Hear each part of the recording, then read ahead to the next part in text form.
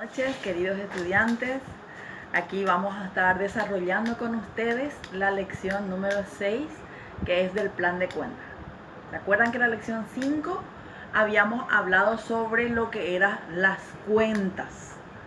Que eran las cuentas justamente los nombres que se le daba a un grupo de gastos, de inversiones, de activos, de pasivos. A eso le llamábamos cuentas.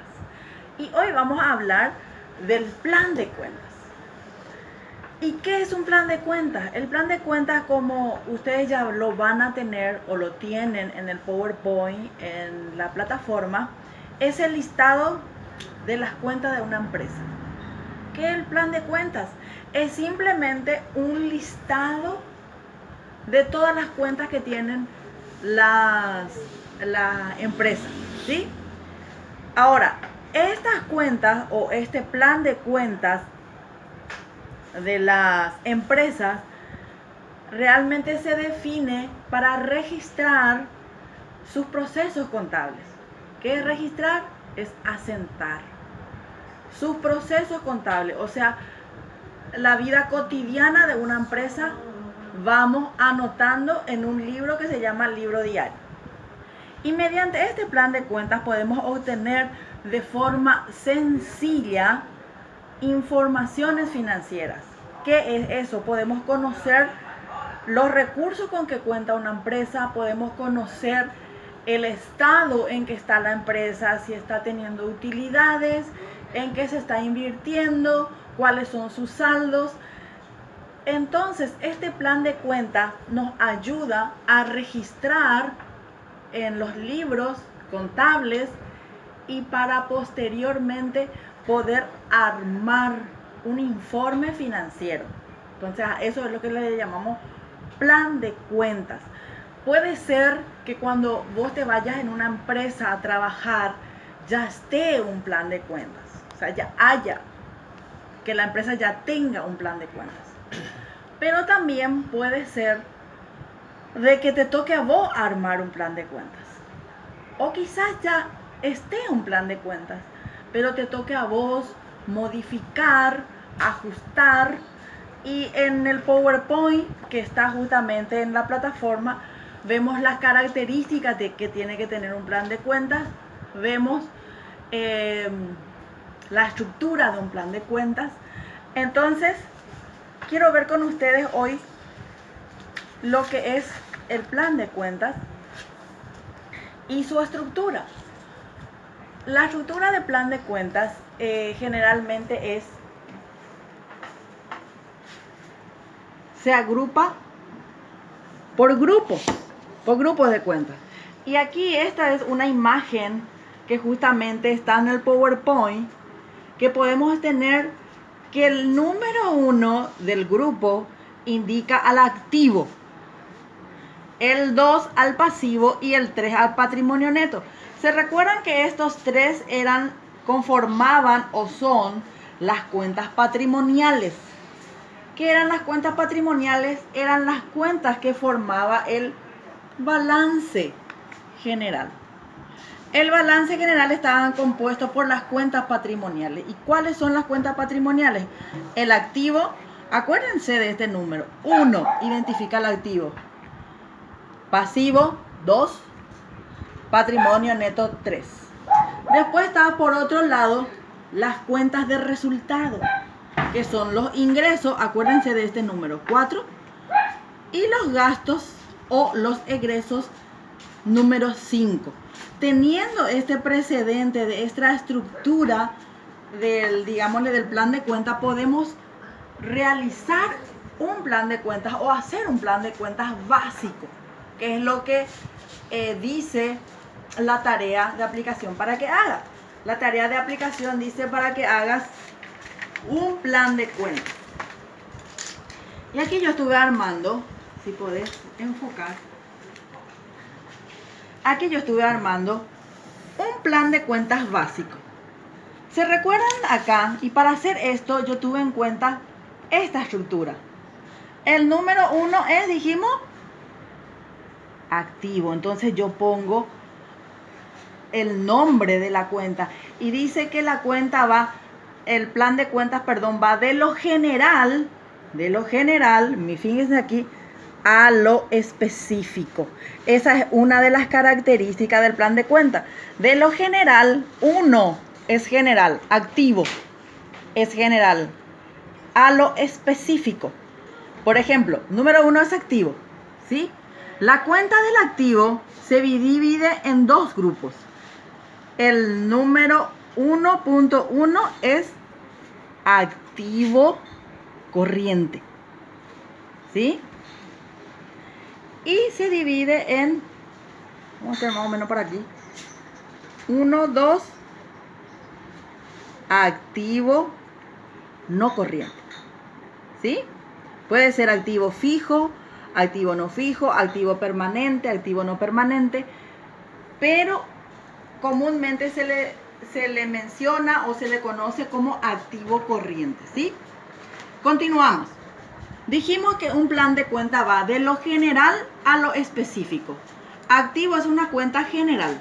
Activo corriente también, pero es un poco más específico que activo.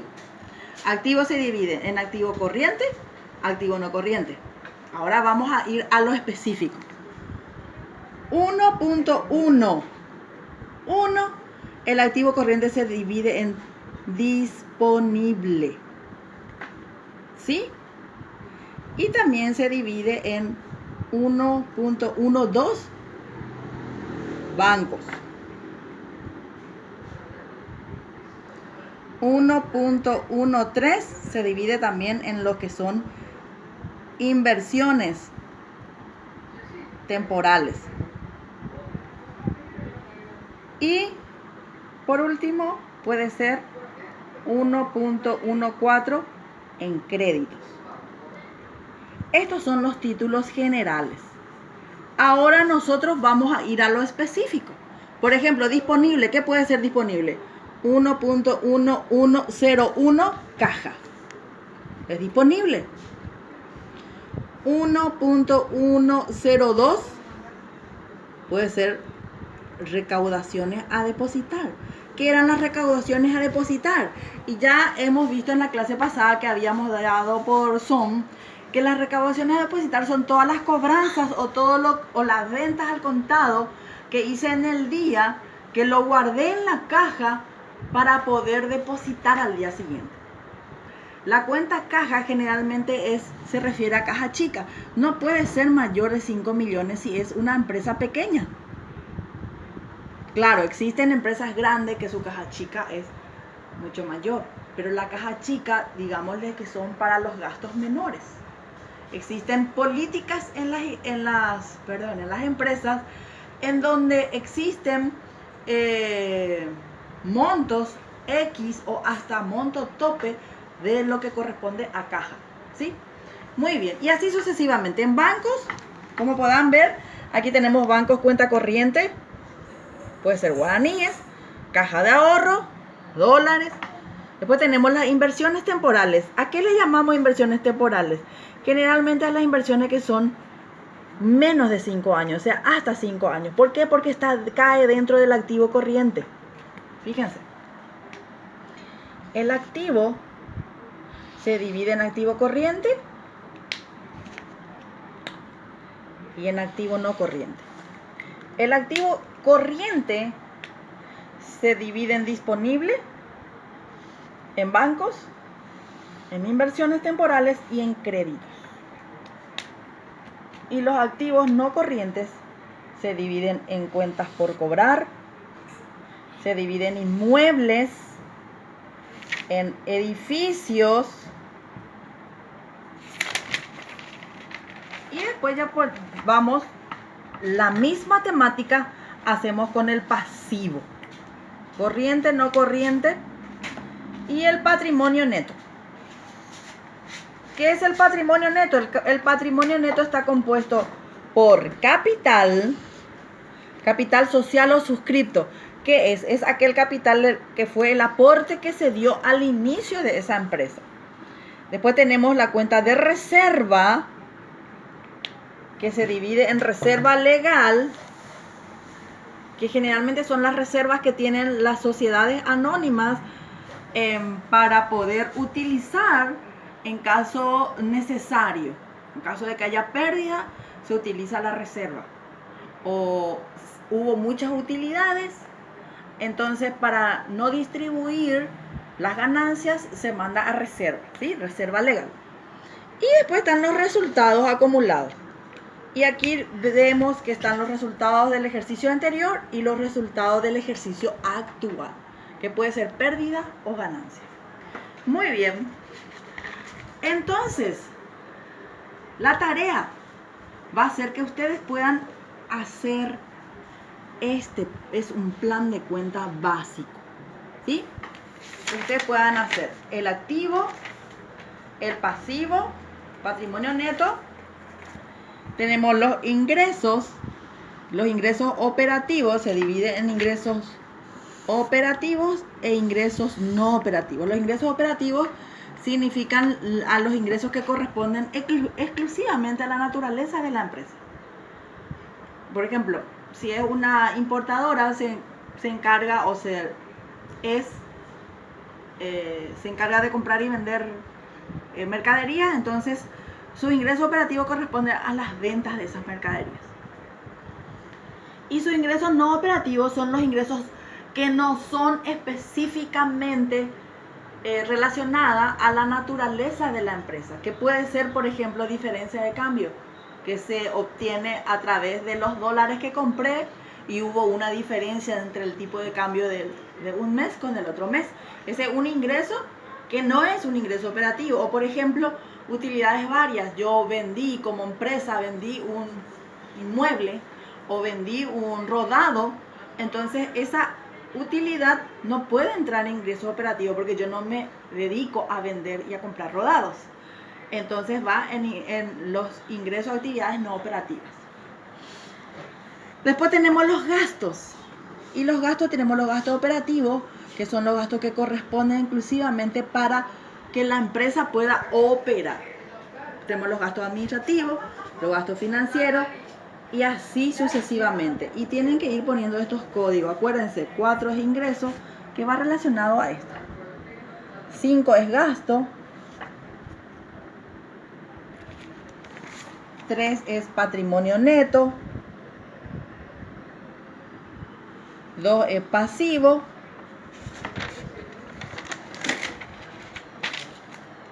Y 1 es activo.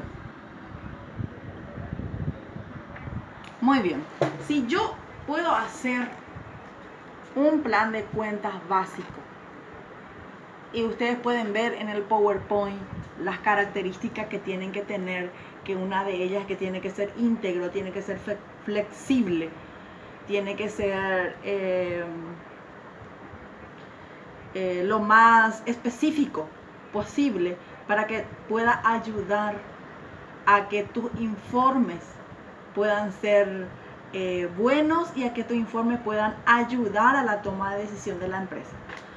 Muy bien, con esto les dejo. Yo voy a pasar foto de este cuadro que les hice para que ustedes puedan tener un modelo para hacer y puedan entregar entonces sus tareas, sus trabajos, ¿sí?